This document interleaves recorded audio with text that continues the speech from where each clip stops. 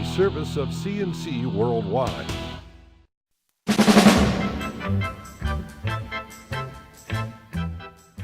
The Daily is a service of CNC News and Jib Jab Greetings. I'm Bud Lowell. Full AccuWeather forecast right across the top of this and all CNC local news pages.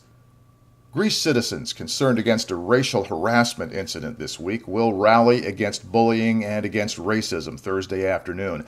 This is planned for 4 p.m. at Barnard Park on Maiden Lane. The rally comes in response to the video posted on Facebook this week that led to criminal charges against 18-year-old Nicholas Robert. Greece police charged him with second-degree aggravated harassment for posting the video on Alex Hare's Facebook page. In this video, Robert and other teens burn a hoodie that belonged to Hare while making abusive comments. Hare came forward and said the hoodie once belonged to a friend of his who was murdered.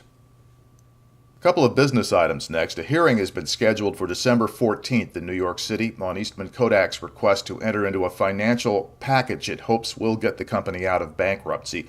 That's the $830 million of new loans and debt refinancing Kodak has worked out with a panel of key investors and nailed down with a deal to sell its patents on digital imaging. Judge Alan Groper will conduct the hearing in U.S. District Court in Manhattan. Meanwhile, Kodak has called a meeting with its employees Thursday to brief them on the company's progress so far. We'll put up more on that when it comes in, but Kodak watchers are hoping the company is ready to give out at least some detail on the patent sale and on what's going to be happening in court Friday.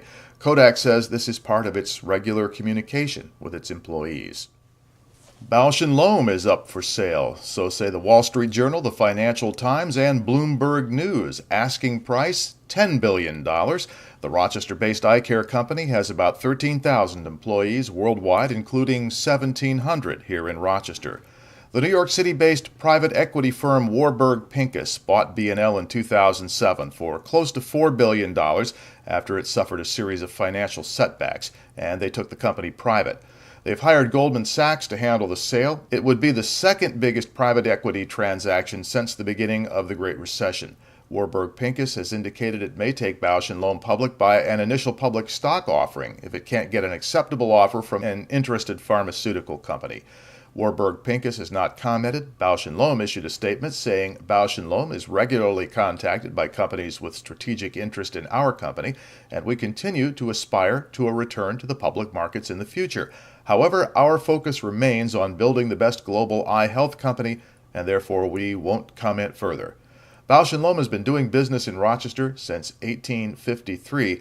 It is in an expanding business, which is probably good news for the company's employees here in Rochester, even if the company is sold.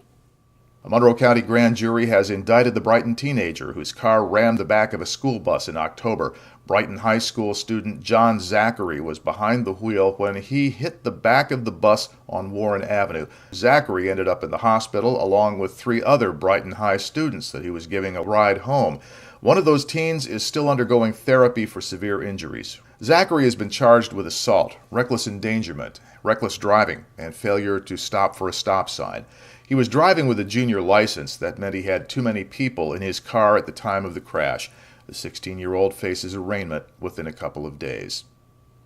An incident involving an injured man led the Monroe County Sheriff's Department to close Atlantic Avenue to traffic at 5 Mile Line Road in Penfield for about 2 hours Wednesday evening. Not too much information available as to what happened, but Rochester police said this involved a man who was injured during some sort of incident in the city. He then drove to Penfield, where he drove off the road. A passerby noticed the man bleeding and called 911 to report that he might have been hit by a car. Both the city police and the sheriff's department responded. Police say the man had suffered a cut on one arm and told them he was trying to get home, and he was not particularly cooperative about how he came to be injured. Police say the man was taken to Strong Memorial Hospital to be checked out. And the University of Rochester Medical Center has opened the doors on a new facility that will enable researchers to take the latest research on stem cells and turn it into experimental therapies for human clinical trials. The Upstate Stem Cell CGMP facility will be used by academic and private industry scientists from across the state. It's been set up with a $3.5 million grant from the Empire State Stem Cell Board. CGMP, by the way, stands for Current Good Manufacturing Practice.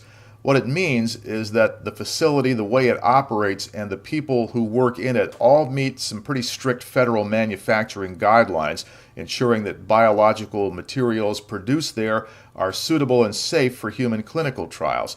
These require a clean room facility with very strict air quality standards and monitoring in such a manner that contamination can't get in. And in addition, personnel have to follow strict protocols, and the cellular products have to be subjected to rigorous testing. The U of R has more than 40 labs working with human stem cells, employing more than 260 scientists, more than $80 million in total research funding. To the left of this player window, you'll find links to these and many other stories, and across the bottom of the page, links you can use to post news items to us. We're a community news resource, so we'd like to know about your wedding, your birth announcements, your business openings, all that sort of thing is of interest to us. So post it to us. Meanwhile, next news is as it happens, updates are when necessary, and you can help us be the judge of that. I'm Bud Lowell, CNC News.